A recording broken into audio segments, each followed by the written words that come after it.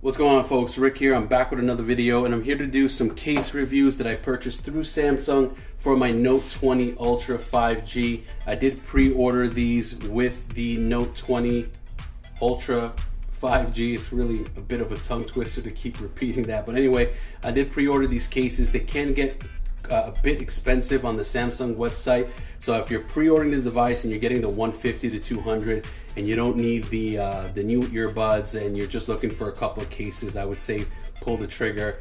If not, I do think there are other brands out there like Spigen that sell high quality cases for a lot cheaper. But without further ado, let's start unboxing all these cases. So this is the first one that I got. I really like the way this looks. It has like that Kevlar look to it. Let's try to open this up. Again, my wife actually, she does like a lot of the Samsung cases as opposed to some of the cheaper cases that are offered online. All right, show you how to actually put the case on your phone. If you're that stupid, then I don't know, maybe you shouldn't have a Note 20 Ultra. All right, so the back of the device is like a woven material. I don't know if you can hear, it's like a fabric woven material.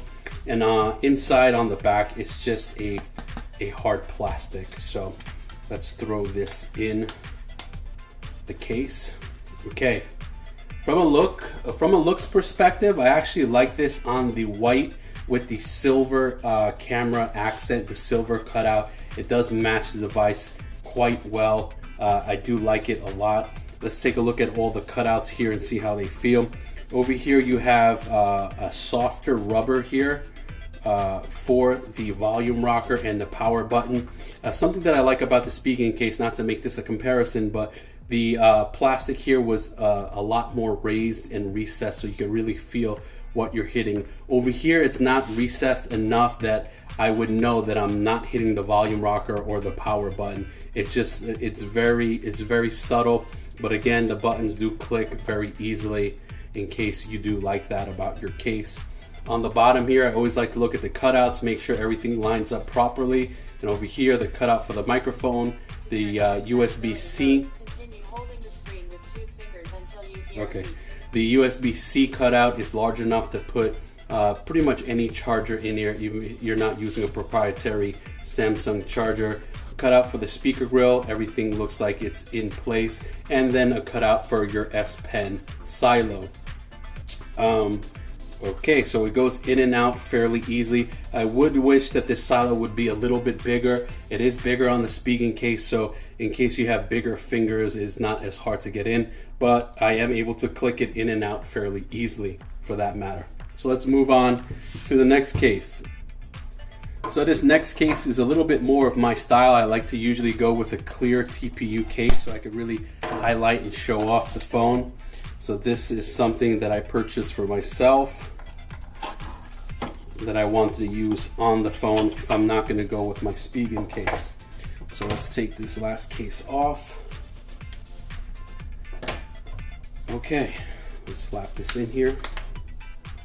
All right, so what I like about this case, it kind of has a similar feel to those Spigen cases that I'm talking about. It has a hard TPU back and then like soft edges here. Again, because I purchased the white version, I liked the fact that it had the white edge around it, and I think there's other color variants. And I like the see-through back so you could actually see the color of your device and they could stand out a lot. Again, same problem here. I see that the buttons aren't recessed enough, so it's going to be a little bit difficult to tell whether you're hitting the volume rocker or the power button. And I think the power button should be recessed a little bit more. Over here on the bottom, you have cutouts that all line up for your microphone, your USB-C port, your speaker grill, and as well as your S Pen silo. Again, wish the hole would be a little bit bigger. It is not. Let's get out of that. It is not, but it still clicks in and out fairly easily. So that's that second case here, and you do have enough of a recess around the camera here that your camera is actually, when you're placing it down on something, it won't be hitting the camera, it won't be scratching the cameras at all.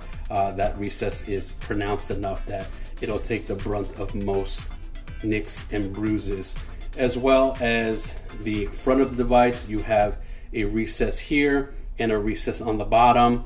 Not so much of a recess on the sides because it does have a bit of a curved screen, but those recesses here that stick out will protect your screen from getting scratched. All right, let's keep the train rolling.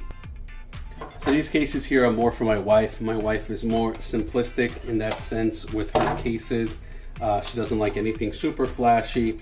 This is just a rubberized, I guess, TPU case for the phone. She had it for her Note 10. Similar case is actually the identical case to this. So I guess she wanted to go with that once again. Let's take this old case off. Let's slap this case on. If I sound repetitive, excuse me, but that's, you know, when we're going through this many cases this fast, you might hear some of the same things about the cases. Okay, so this is the case, this is the back of it. Pretty simple, nothing too flashy here, minimal protection here. It does have a grippier feel to it. It's like a rubberized plastic, or it's more rubbery in the feel. I don't know the right term for it, but it's not as slippery as some of the other cases, so it might give you a little bit more of a grip. You do have a recess here for the camera, again, so your camera won't get scratched up if you place this down on the table. Up top you have your recesses here, and on the bottom, on the sides, not so much. The buttons here seem to be a little bit more distinct, which I like over here. They're not as flat, and you could kind of discern between the volume rockers and the power button, so I do like that about this case. Again, all the holes seem to be exactly where they need to be. S Pen silo, again, wish it would have been a little bit bigger, but it is what it is.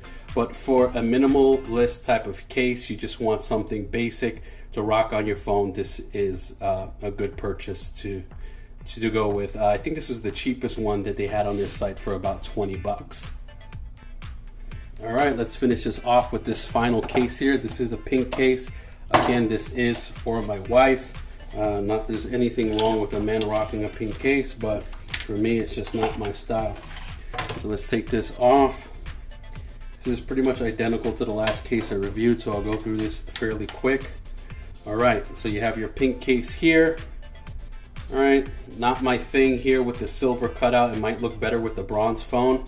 So we'll throw this on the bronze phone and see how that looks.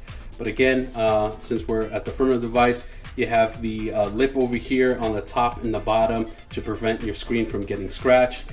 You have a recessed lip around the camera hump over here. Again, so if you're laying this flat with your camera down, your camera should not get scratched either. All the recessed cutouts here are exactly where they should be. And again, I just wish the cutout for the silo, S Pen silo, was just a little bit bigger. And the buttons here on the side are fairly tactile here, so I think you shouldn't have any problem distinguishing between volume and power button.